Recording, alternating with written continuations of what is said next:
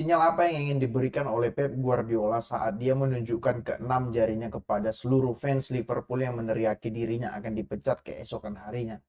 Nah, maka dari itu di video kali ini aku akan mencoba memberikan sedikit analisisku terkait dengan dua pertandingan yaitu MU melawan Everton dan juga Liverpool melawan Manchester City. Tapi sebelum itu, gak bosan-bosannya aku mengingatkan kepada kalian, bagi kalian yang nonton video ini silahkan ditekan dulu tombol like-nya dan tonton sampai akhir. Oke? Ada beberapa hal yang ingin aku sampaikan di video kali ini. Pertama, aku ingin bahas MU lawan Everton dulu gitu, karena aku ingin bahas Manchester City lawan Liverpool itu di terakhir karena menurutku ada banyak hal yang ingin aku sampaikan di situ kayak gitu. Nah, yang pertama kita bahas MU dulu. MU menang 4-0. 4-4 gol MU dicetak oleh dua pemain, Rashford 2, Zirkzee 2 gitu. Nah, kalau kita lihat dari segi permainan gitu. Nah, kalau kita gol pertamanya Rashford itu kalau aku bilang itu sudah sering dilatih di latihan kalau aku bilang. Karena bukan sekali dua kali kan MU memperagakan skema itu. Cuman baru ini masuk. Itu pun masuknya karena dibelokkan sama Brad White. Tapi ya kemudian itu dihitung sebagai golnya Rashford karena sudah apa ya bahasanya sudah menuju ke gawang kayak gitu. Seharusnya itu memang gol Rashford. Kalaupun itu nggak dibelokkan sama Braithwaite ya bola itu tetap masuk ke pojok kanannya gawang si Pickford kan kayak gitu. Jadi makanya itu golnya dihitung oleh Rashford. Kemudian gol kedua, ketiga, keempat itu kan bisa dibilang adalah hasil dari counter press ya. Maksudnya ya lagi-lagi amat Diallo kalau aku bilang ini pemain etos kerjanya luar biasa. Dia memang bertahannya tidak sebaik pemain-pemain bertahan pada umumnya. Cuman ya karena sistemnya Amorim yang demikian mengharuskan Amad Diallo bermain di wingback kanan kayak gitu ya. Siapa lagi yang mau dimainkan di situ? Nggak banyak pemain kecuali MU punya punya back satu lagi yang tangguh gitu. Anggaplah Euro yang tangguh. Mungkin mungkin Mazraoui akan digeser sebagai wingback kanan gitu. Wingback kirinya bukan si Dalot Tolol itu. Dalot Tolol itu aku bilang main di Liga 2 Indonesia aja jadi cadangan ini orang. Aku bilang. Dikirim mungkin Malaysia atau Luke Shaw dan Amad Diallo mungkin dipasangkan sebagai tiga pemain di depan itu sebelah kanan gitu. Cuman ya MU nggak punya back yang bisa mengcovernya Mazraoui, makanya Mazraoui kan ditarik ke belakang menjadi tiga back sejajar di belakang. Tapi ya kembali lagi Mazraoui mau ditempatkan dimanapun mainnya bagus kalau gue bilang. Ya salah satu pembelian paling sukses MU sejauh ini ya. Delik enggak sih kalau gue bilang. Delik ini terlalu lambat kayak gitu. Kalau aku bilang ya Mazraoui paling top di MU sekarang. Paling bukan paling top, paling konsisten kayak gitu. Nah, kemudian kita bahas Diallo. Diallo ya, salah satu kesalahan RT Nak adalah tidak memberikan banyak kesempatan kepada Amad Diallo begitu. Amad Diallo di akhir musim lalu kan, di akhir-akhir musimnya kan dia bermain bagus bisa bilang. Cuman ya kembali lagi dia tidak cetak gol. Kemudian di musim ini nggak buruk, cuman dia nggak mendapatkan tempat juga. Lagi-lagi yang dipasang Rashford, Garnacho, Anthony itu terus kan pemain yang dipasang sebagai sayap.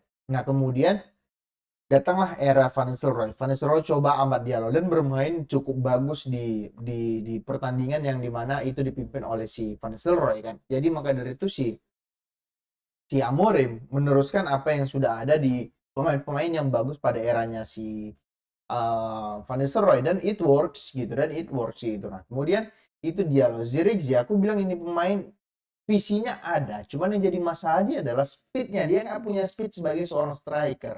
Kalau mau jadi seorang striker ya dia harus punya speed, tapi karena dia tidak punya speed, dia mengakalinya dengan cara bagaimana? Dia mengakalinya dengan cara dia mundur ke belakang minta bola, kemudian berperan sebagai pemain yang memerankan peran false nine gitu, memainkan peran false nine. Maka dari itu ya bisa dilihat gol-gol, bisa dilihat banyaklah momen tadi malam Zirkzee itu bisa bisa menguasai bola kemudian bisa passing ke kawannya sebagai orang yang bisa apa ya, yang bisa juga involve dalam sebuah permainan.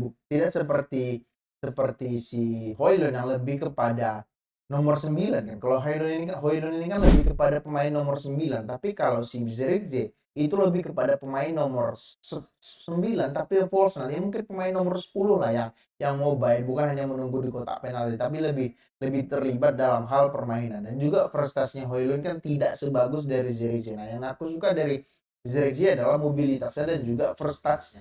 First touch-nya si si Zaizen kalau aku bilang ya kalau aku boleh kasih nilai ya 8 kalau aku bilang ya kalau 9 agak terlalu ya 7,5 sampai 8 lah untuk prestasi. Prestasi dia bagus, visinya juga dia bagus. Cuman ya speed dia mungkin ya kalau aku mau kasih nilai speed dia 6 lah kalau aku bilang 5,5 atau 6 lah gitu. Karena dia nggak punya speed kan. Banyak pertandingan dia nggak bisa sprint sama back-back lawan gitu. Kemudian yang selanjutnya adalah eh, absennya Lisandro Martinez dan juga Maino di pertandingan berikutnya melawan Arsenal. Nah, tentu ini apakah ini merugikan? Iya, tapi tidak sebegitu merugikannya kalau aku bilang. Karena kalau penggantinya Lisandro Martinez bisa dimainkan Luke Shaw di situ.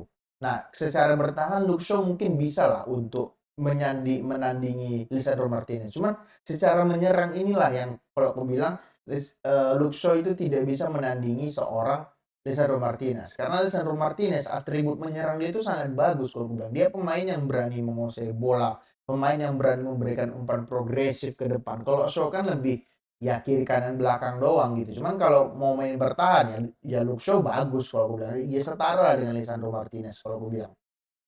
Nah, kalau itu terkait dengan Lisandro Martinez. Nah, kemudian absen juga Maino di pertandingan berikutnya lawan Arsenal. Nah, ini kalau gue bilang yang agak cukup cukup apa ya bahasanya, cukup cukup merugikan lah kalau gue bilang. Karena MU di tengah nggak punya banyak pilihan kayak gitu. Ya bisa-bisa aja sebenarnya ya Casemiro kayaknya udah pasti main di match berikutnya. Casemiro udah pasti main. Nah, pendampingnya siapa? Apakah Ugarte atau seperti lawan Bodo kemarin Bruno ditarik ke belakang kayak gitu atau mau bisa ditarik ke belakang bisa-bisa aja cuman ya terlalu terlalu attack takutnya terlalu attacking apalagi pasti MU lebih banyak menunggu nanti pada salon Arsenal daripada menguasai permainan karena memang Arsenal kan sudah terbiasa menguasai permainan gitu apalagi ya MU kalau aku bilang permasalahan MU dari musim-musim sebelumnya sama mereka nggak bisa keluar dari pressing lawan sedangkan pressing mereka tidak begitu bagus sebagai unit sebagai sebagai sebagai satu kesatuan kayak gitu jadi ya kalau aku bilang MU akan lebih banyak menunggu nanti lawan Arsenal kalau menurutku.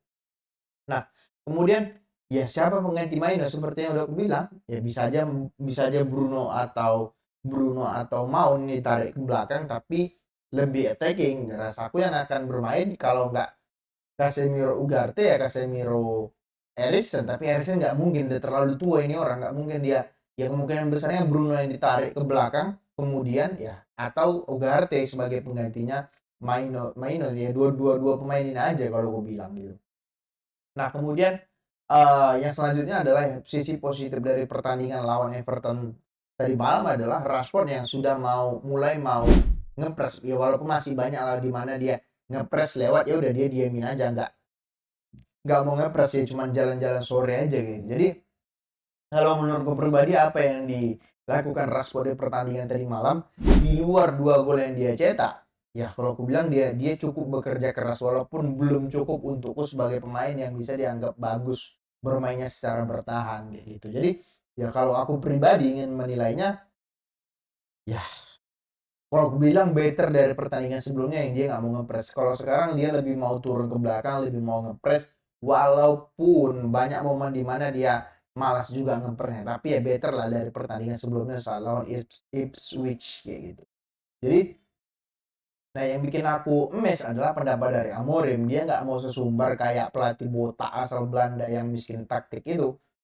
Si Amorim bilang bahwasanya ya kalian jangan lihat hasil tapi lihatlah bagaimana hasil itu didapat dia bilang nggak apa hasilnya nggak penting yang penting itu adalah bagaimana kita mendapatkan hasilnya itu kita masih banyak kekurangan walaupun kita bermain bagus contohnya ya di babak pertama kita banyak ditekan oleh lawan daripada kita yang menekan lawan ya kurang lebih begitulah yang dikatakan oleh Amorim ya rasaku ini pelatih sama kayak Pep Guardiola sangat sangat apa ya bahasa mungkin secara permainan mungkin jauh ya mungkin tapi secara secara karakter ini orang sama dia itu sangat antusias dengan taktik rasaku ini jangan heran kalau 2-3 tahun lagi Amorim ini botak kayak kayak Pep kalau aku bilang karena ya dia terlalu banyak mikirin taktik kalau aku bilang dan sikap merendahnya itu aja yang aku suka nggak kayak Erik ten Hag yang sesumbar yang seolah-olah dia itu lebih hebat dari Pep dan Klopp tapi ujung-ujungnya apa dia sendiri yang flop gitu kan jadi ya aku sangat emes dengan sikapnya atau attitude-nya dari seorang Ruben Amorim gitu. Nah,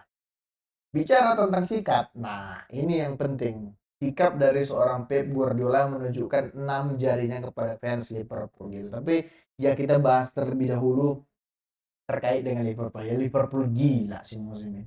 Serius gila.